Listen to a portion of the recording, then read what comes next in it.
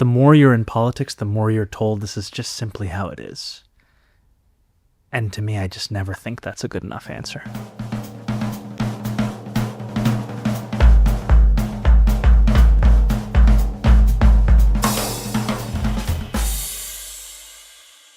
Mayor Mamdani, thank you so much for being here today.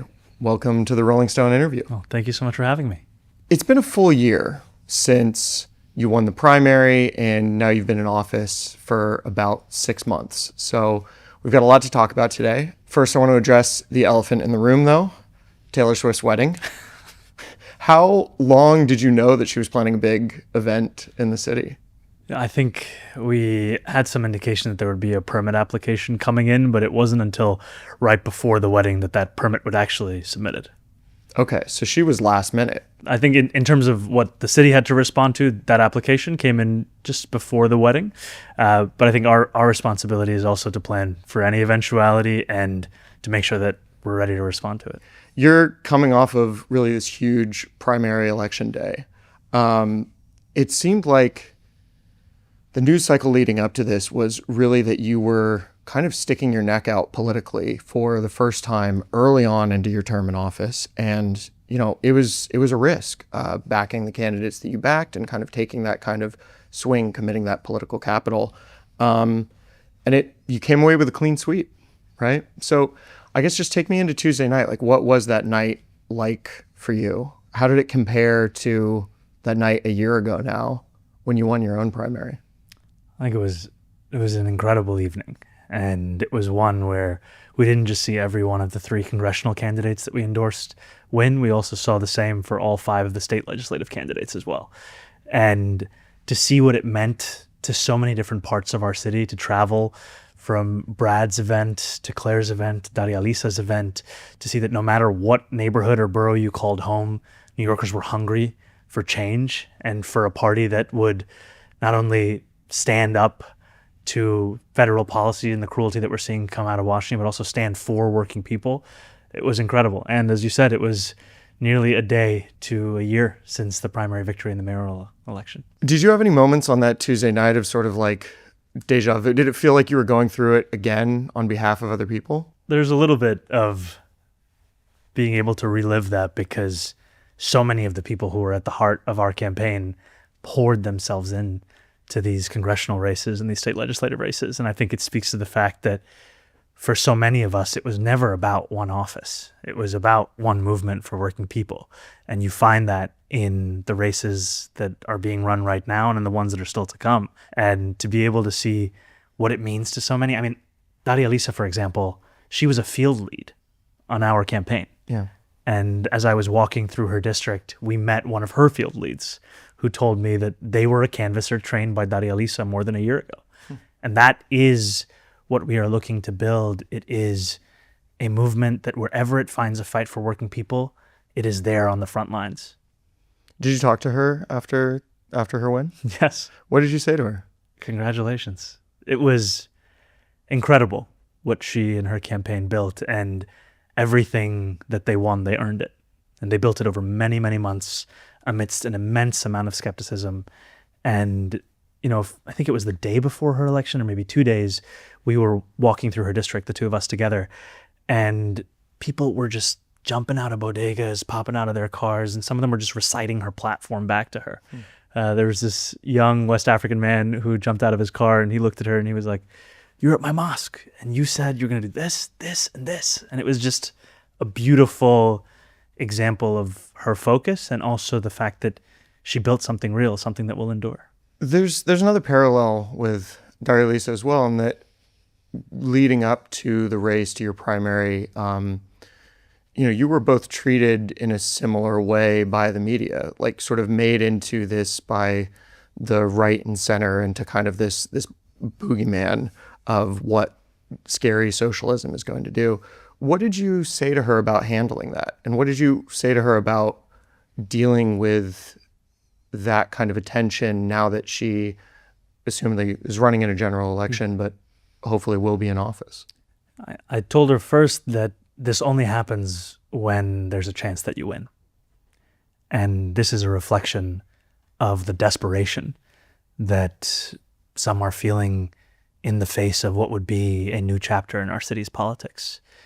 And that for the vast majority of those who will be voting and who live in that district, this is not what they are concerned about. The people of New York 13 want to know that they have a congressional representative that is willing to fight for them in the face of living in the most expensive city in the United States of America. It's one of the poorest congressional districts across the country. And so much of what we saw, the fear-mongering, the blatant racism, it was an attempt to distract from the fact that Daria Lisa would deliver on exactly that vision for those same working people. The backbone of your movement, like you said, has been sort of the transition from field leads and activists to actually running for something. What advice do you give Daria Lisa, and what advice do you give people like her when they're thinking about making that transition? Well, I think at this point, Daria Lisa doesn't need much advice from me. And what I would say is that to run for something, it's not just elected office. This is not just a movement where people find worth in these kinds of positions. It's one which is looking to make politics something that we do, not something that just happens to working people. And so for some New Yorkers, that will be running to lead their tenant organizations. For others, that will be becoming a part of a co-op. For others, it will mean running for office. And I think at the heart of it has to be, why are you doing this? And if the answer is for working people, then you will find that there are far more people who are ready to stand alongside you in that fight. And we saw that in these races for Congress. We saw that in these races for state legislative seats. And I think we're going to continue to see that even beyond the 5 boroughs of New York City, because frankly, the issue of income inequality, the absence of affordability in people's lives, it's not unique to New York City. It is something that Americans are feeling across the country. And they are tired of a politics that has effectively been bankrupt, whether it's politically bankrupt, morally bankrupt, or economic. And they're looking for something that actually speaks to their needs. Behind the scenes, this was kind of the most political hardball we've seen you play at this point.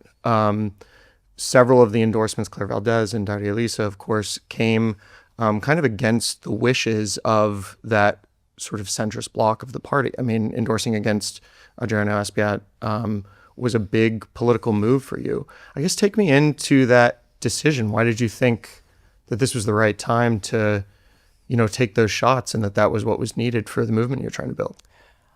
I made a promise a little more than a year ago to New Yorkers that I would use every tool at my disposal to deliver on an affordability agenda.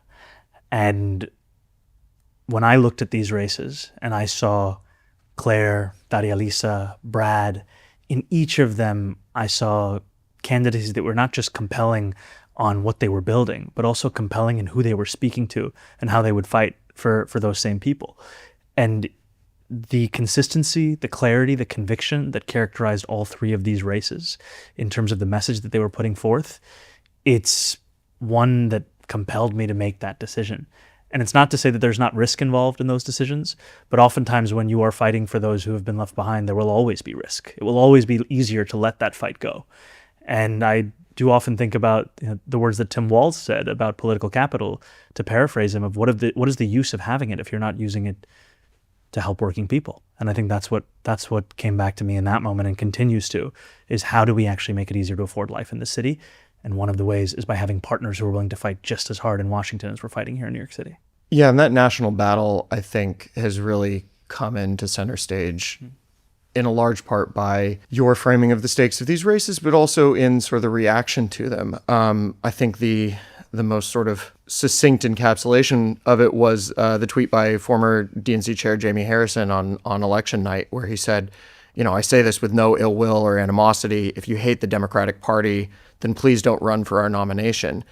And he didn't mention you by name. He didn't mention any of these candidates, but it seems like a pretty pointed critique of, like you say, of spending that political capital. How do you respond to that? Or I guess how does that make you feel when those kind of former party leaders take that stance? I think usually if someone says this is not of any ill will or animosity, what they're about to say is characterized by ill will and animosity. It's a version of no offense, but look, I think the question that I come back to is, what is the Democratic Party if not its voters? And if you look at what Democrats are voting for in New York 13, in New York 7, in New York 10, and you say that that is not representative of the party, it may not be representative of what has effectively become our party, which is something that's run by well-paid consultants and big money interests, but it is representative of what Democrats themselves want to see. And it's representative of the fact that in this country there is just one majority, and that's of the working class. And that's not just true in this city, it's not just true in another city, it's true across the entirety of our nation. And people want to see a party that understands that and fights for that. What has been a lot harder for you since coming into office than you thought it would be on the campaign trail? Yeah, I think it's often framed that campaigning is that which is easy and governing is that which is hard. In campaigning, however, you are asking people to believe in something despite their own experiences. You're asking people to believe that government can deliver for working people, and you're asking them to do so in spite of the fact that oftentimes government has failed them whenever they have come to rely on it, whether at the city level, the state level, or the federal level. And what I so appreciate about governing is that it comes with an opportunity to deliver. You don't have to ask people to trust any longer without being able to feel something. And over the course of these past 6 months, we've taken what was previously an intellectual question of what does it look like to run a city with democratic socialism as part of its principles, and delivered on it. And in these 6 months, we have paved over 165,000 potholes. We have returned tens of millions of dollars to tenants who were taken advantage of by their landlords. We have put our city on a path to universal childcare, saving parents more than $20,000 a year that they would otherwise have spent for childcare for 2-year-olds. We've done all of this while delivering the lowest recorded number of murders and shootings in New York City history, and with a commitment to put our city on a path to the most ambitious affordable housing agenda that we've seen in generations, building 200,000 new homes that will actually be affordable to New Yorkers and preserving 200,000 homes that are already affordable. Are there ever moments where it's difficult for you to feel like you have to compromise in areas that you didn't want to or don't want to in your heart? Yeah, I think that the job is difficult at its core because it's a job where you are looking to deliver for 8.5 million people, many of whom have experienced politics as an act of disappointment with various stages. It is also, however, an opportunity. And for me, my North Star is thinking about those that have been priced out of this city. And what I've found over the last 6 months is when you build a team that has that same commitment, there's a lot more that's possible to do than what we've been told in the past. Has being in office changed how you think about any of these things? Is there a specific situation where you got into office because you're committed to this message and you're committed to what you want to do, and I think you're committed to delivering what you promised on the campaign, right? But I think what's interesting to me is finding out what changed for you, because that transition from campaigning to governing is, I think, really compelling, and it's one of the things that gets brought up again and again and again when someone like you runs for office, right? So it's not so much that I'm trying to say, is there any credence to critiques that, a democratic socialist can never effectively govern or something like that, but I want to know, for you, what were the kind of welcome to reality moments or points of frustration? I think I'll push back on the framing a little bit. Sure. In that I think that sometimes the characterization of the difference between governing and campaigning is given as a justification for compromise. It's given as a justification for the abandonment of what you ran on. And I am never going to say that this work is easy or it's straightforward. It's incredibly difficult. However, there is a way to deliver on what you ran on. And it will mean that you have to push. It will mean that you will receive many a no and you have to ask why. And it will also mean inheriting long-standing city policies that the closer you look at them, the more you realize there isn't much that this is actually grounded in, other than the fact that it's been done again and again and again. But I find that this difference of characterization, oftentimes it's actually one that's given in advance of the difficulty, so as to explain why someone simply couldn't try to fulfill those things. And our agenda, it's an ambitious agenda, because it's an agenda that looks at the wealthiest city in the wealthiest country in the history of the world and says it's unacceptable that 1 in 4 New Yorkers are living in poverty. And it will take time, but what we've shown is that even in 6 months, you can put the city on a different path And that's a path that working people themselves can walk on, not just one they have to watch as others do. A lot of the things that you've run on would not have been so shocking, I think, to the political establishment in FDR's era, right? Why do you think that those things are seen as political impossibilities now? I think because for a long time, those kinds of ideas can only be found in a history book as to what the Democratic Party can stand for, what it can fight for. I mean, you even just think about the distillation of this vision into the four freedoms. That, if offered today, would be heard as if a radical vision of this country, when in fact, as you said, it's very much grounded in why so many are proud to be Democrats, why I'm proud to be a Democrat.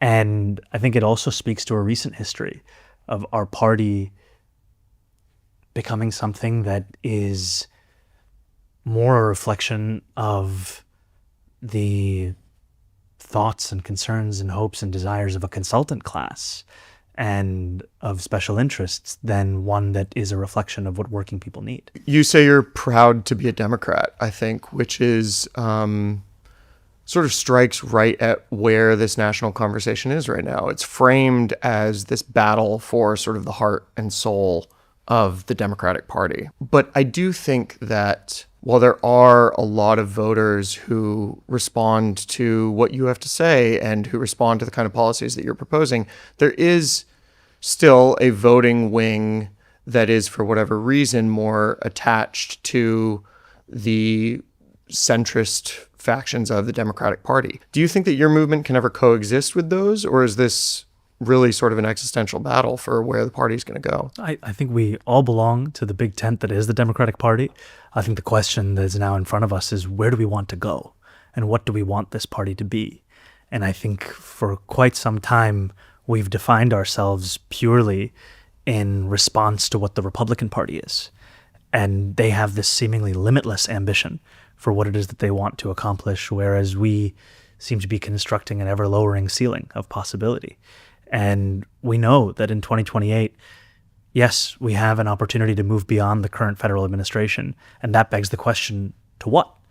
And I think that it is time to be able to not only have a vision, but to deliver on that vision. And what we're showing here in New York City is that it is possible to put working people back at the heart of our politics and then also deliver for them at the same time. And I think we talk about this in the language of pothole politics to show that there's no problem too big, no task too small, that yes, we can deliver on universal childcare while we also pave over 165,000 potholes, because too often New Yorkers have been asked to choose between their quality of life and the quality of the city's ambition. And it's time to show that, in fact, both of these things can be fulfilled at once. What does the National Democratic Party look like to you in your ideal world? It looks like a party that is asking itself the question of what working people are struggling with, and then answering that question with what they can do to make life easier for those same people. I believe that government's responsibility is to deliver for working people. And I believe that our politics has to go beyond an intellectual exercise and has to be something that is material. If we cannot describe our politics and how it helps people afford their rent, their groceries, their childcare, then it seems like a hobby that some people can afford to have. Politics has to be something that speaks to everyone, no matter how much money is in their pocket, and frankly reflects the needs of those who have the least amount of money in that same pocket. The phrase I keep seeing online is like, turns out you can just do things. What's one thing in these first 6 months that you're proud of just having done that wasn't, a stated campaign promise, that wasn't something you were thinking about? Like, was there ever a moment where you're sitting around with your team and you're like, hey, why don't we just do this, and saw it through? On the first day of our administration, after inauguration, I went to meet with a number of tenants who live in a building that is controlled by a real estate organization where they have filed complaint after complaint after complaint. And I went into one of the tenants' homes and she showed me her bathroom, and it was just rust falling off the pipe, falling off the ceiling. And I asked her how long she'd been living with this, and then she turned around and she pointed to her son, and she said longer than he'd been alive, and he was more than 20 years old. And we made the decision to file a lawsuit on behalf of those tenants. Just by virtue of filing that lawsuit, we got the next owner to agree to remedy all of the violations at that building and other buildings owned by that same real estate organization. And that, to me, shows the worth of fighting. Because if you aren't willing to fight, it means you will never be able to win. It's probably incredible to be able to see your vision enacted so immediately and directly onto someone's lives. But you have to enact... And I'd just say, our vision. This is not... I'm not the mayor who is sitting in the room and I have every idea and then I tell the team, go do it. I'm the mayor sitting in a room alongside so many incredible New Yorkers for whom their expertise has long been put as if a footnote in the conversations that are being had in City Hall. And so many of the accomplishments that we've seen over these last 6 months, it's by virtue of this team. It's by virtue of actually putting people in places of power where they can also help to create that vision together. Sorry, but you were asking a question. No, I was just going to say you need to enact those things systemically as well. I mean, as you know better than I do, NYCHA is one of the most complaint ridden landlords in the city, right? So what do you take from those moments of just being able to go out and make an immediate effect? I think sometimes the systemic nature of an issue has been used to justify why you cannot do anything in the short term. We have heard many who have come forward and said, NYCHA has $80 billion in capital needs. It's a federal responsibility. We need the federal government to act. All true. We also know that whether or not it's a Democratic administration or a Republican administration, NYCHA has had those capital needs.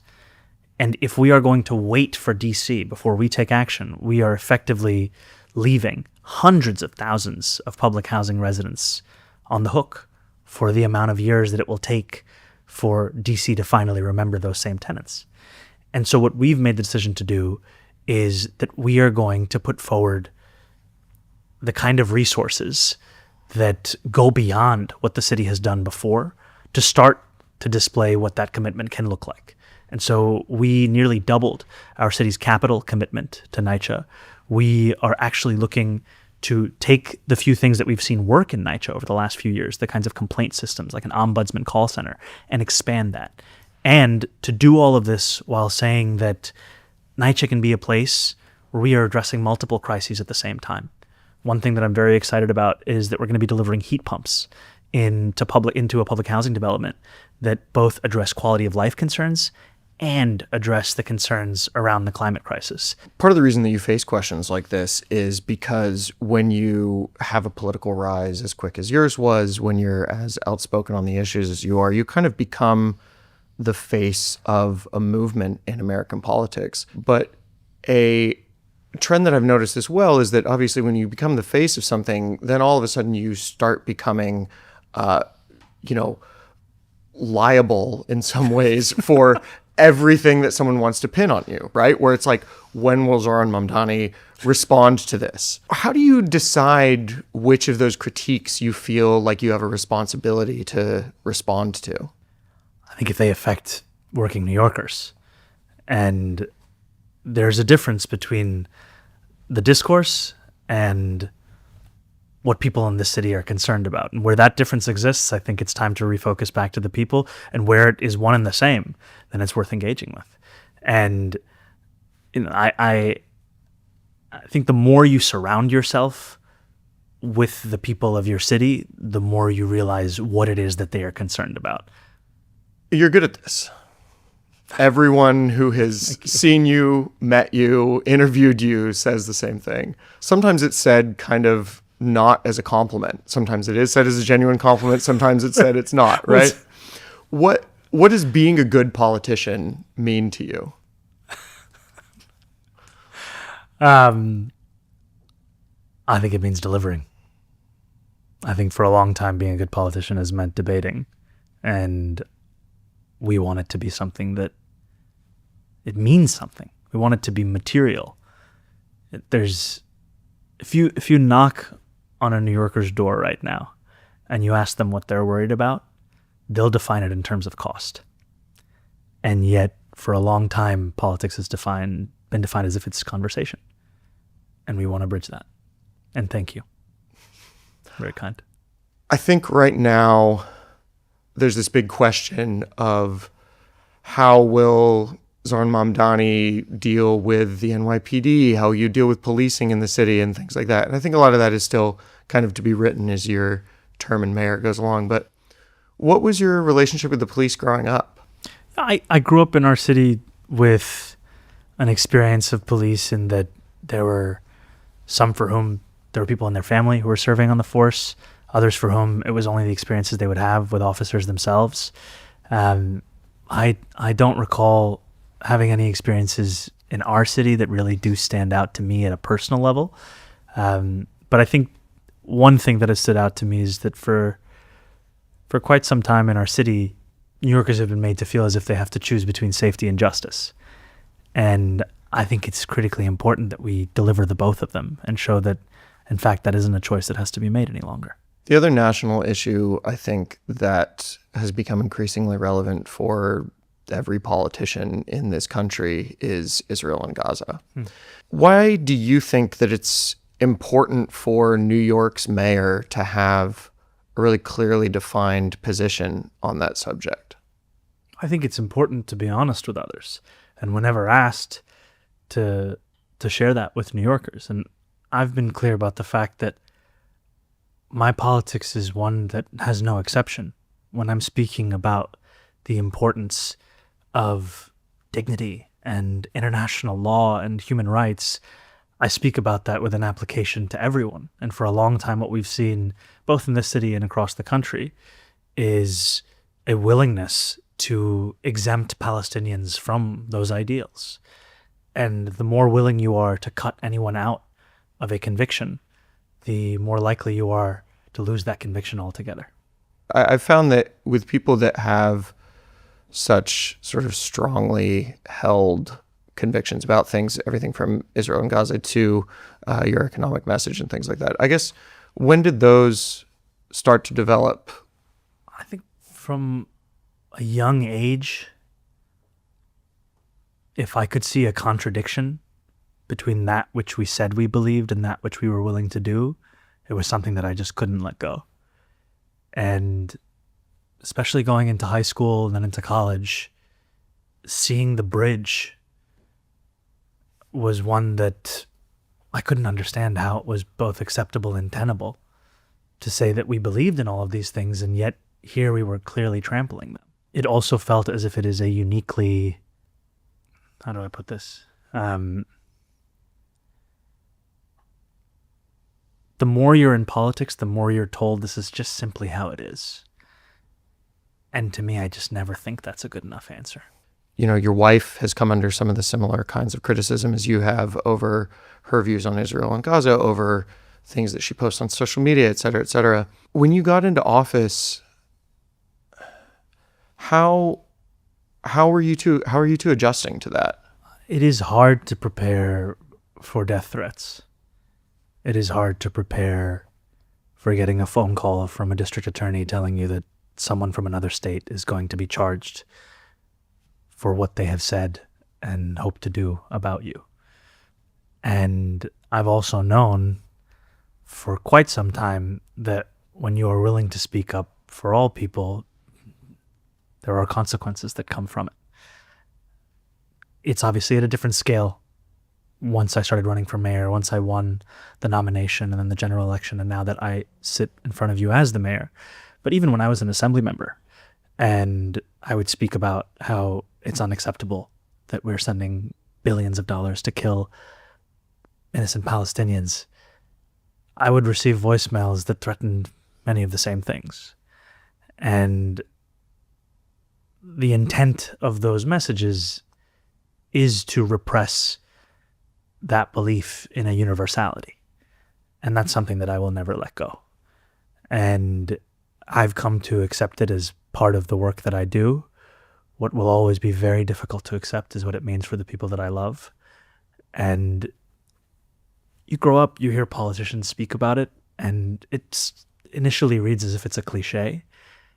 And then when you start to live it, you fully understand the weight of what this work does to those that you love and those around you, and that it transforms everyone's life. And I think that is something that will always be hard to contend with. We got to talk about Trump. Okay. Okay. What do you think about him constantly saying how handsome you are?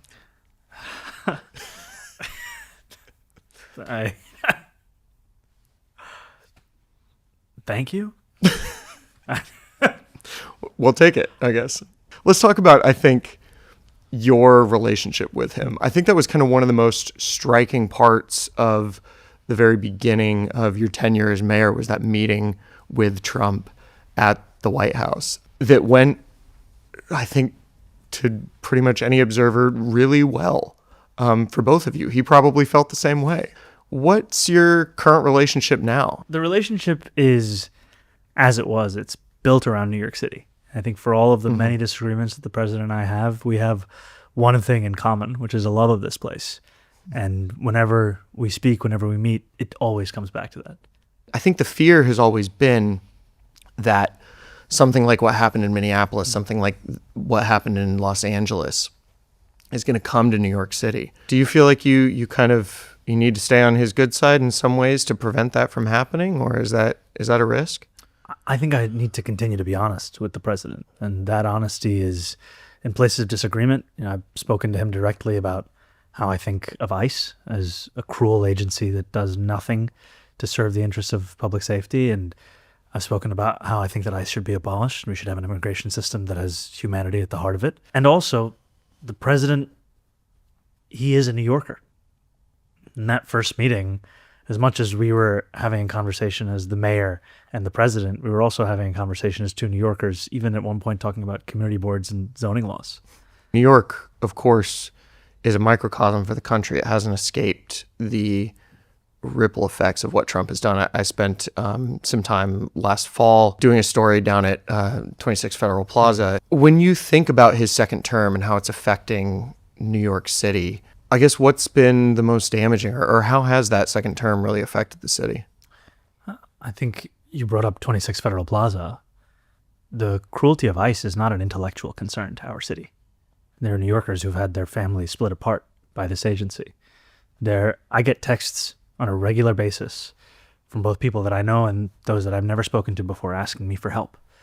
And it speaks to the fact that this has become almost a daily reality across our city and across our country. And, I as someone who's often speaks about the cost of living in this city, I'd also be remiss if I didn't talk about the impact of these healthcare cuts. They are, whether we're speaking about healthcare or we're speaking about SNAP, federal policy is making it harder for people to afford to live in the city. And we're trying to do everything we can to fight back against the effect of those cuts. We're trying to do everything we can to ensure that those who are eligible can stay on SNAP, and that those who depend on life-saving treatment can still find a way. And yet there is a limit to what a city can do in the face of federal policy that is looking, frankly, to decimate these programs. And it's going to have a real impact on an untold number of New Yorkers across the 5 boroughs. What do you think New York's role is in national politics? I think we have an opportunity in our city to show that this politics can deliver for those that have been left out of it. For a long time, so much of what we have fought for, we've been told this could never work. You could never do this. And now here in the biggest city in the country, we have an opportunity to show that, in fact, universal childcare and pothole politics are one and the same, that the worth of an ideology comes from its ability to deliver for people. And we've learned that in this country for many years, especially through sewer socialism. And at a moment when people are being told this across the country, that there could never be a place which delivers on their needs, we have an opportunity to show that that is in fact the case right here in the city. What are you privately kind of worried that you're not going to be able to deliver on? I often go back to why so many New Yorkers knocked on doors for our campaign. What brought them out to do that? And many of them spoke of the campaign in the language of a hope for our city. And that hope is a responsibility. If you share that with others, it's also a duty to deliver on it. And to deliver on it in the same way that those same New Yorkers went to knock on those doors. And so for me, when we talk about 2,000 seats of free childcare for 2-year-olds this year, 12,000 seats next year, a seat for every single 2-year-old by the end of 4 years, I always want to make clear that that is not my achievement. That is not even just, frankly, the achievement of our administration. It's the achievement of everyone who walked up those 6th-floor walk-ups and knocked on door after door after door and told people that there was a world we could win where childcare didn't have to be $20,000. And I want to measure our administration in whether we delivered for both the person who was knocking and the one whose door was getting knocked on. And stepping back and thinking about it in the material, because so much of politics gets distilled into the narrative, and the narrative doesn't mean much for somebody who can't afford to live in the city. Your upbringing was about as true New Yorker as it gets, right? For someone who came here at the age of 7. Your references to music are kind of everywhere. It doesn't seem like you can give a speech without, dropping at least a line or a reference or something like that. It's part of how I understand the world and how I understand my place in the world. Some of my earliest memories are in New York City. I used to love going to Tower Records. I think it was on like 66th and Broadway. And they would have just floors of just incredible numbers of CDs. And for some reason, I loved The Offspring at the time. Classic. Classic of the era. 3 to 4 albums. The first album I was given was the clean version of JC's The Blueprint. And the funny thing is that they used to sell bootleg CDs right outside of Tower Records, and that's where I bought Eiffel 65's nice seminal classic. A lot of people only know them for Blue Abadi Abadai. Too Much of Heaven, great song. What are you listening to now? Right now I've been listening to a lot of Radio and Weasel, who are a duo from Uganda, who were running the charts for a long, long time. One of them sadly passed away. I've also been listening to a Pakistani rapper named Shamoon Ismail, who I've listened to for a few years, but I'm also listening to a little bit more of his music. And, if I'm feeling reflective, throw on some Casey Musgraves. And new album was great. I'm still listening to Golden Hour. That's a fantastic album. Yeah. I know you're a Knicks fan. I know you're a soccer fan. What was your entry point to sports? Because for me, it was my dad who, as I told you, is English. And those were like some of my earliest sports memories were like my dad waking me up at like 4:00 in the morning to watch like Chelsea lose or something like that, on the Spanish channel, because it was the only place that was showing the game of the week or something. But now you can watch Chelsea lose on Peacock. I can. And I've been doing a whole lot of that recently. God bless, man. Man. Yeah. Well, I also saw the Champions League final, so that was some consolation. Whatever. Yeah. You watched, we played. What were some of your early memories with sports in the city? Who was the first person that got you into those fandoms? Clear Lake Capital. Yeah, it was 10-year amortized contracts. They're hard to resist. Buying up a lot of young players, thinking about the potential value of. You thought you later. could be one of them. No, I just thought right? that's what the game is. Yeah, it's a financial model, and I got to get in on it. Yeah, I think the early. I have to credit my uncle. He introduced me to Arsenal, and that was in the late 90s, early 2000s. And a lot of that was, I was born in Uganda in East Africa. Mm-hmm. Arsenal, I would argue, is the most supported team in Uganda. And I think a lot of that has to do with the history of African talent on the team. And, whether it's Kanu or Lauren, or then went on to be Kolo Toure, Emmanuel Abue, Alex Song. I'll even name him, even though forever hurt by Emmanuel Adebayor. Yeah. And those are so many of my memories. I think we still have these fridge magnets from back in the day of David Seaman and Sylvain Wiltord and a lot of those players.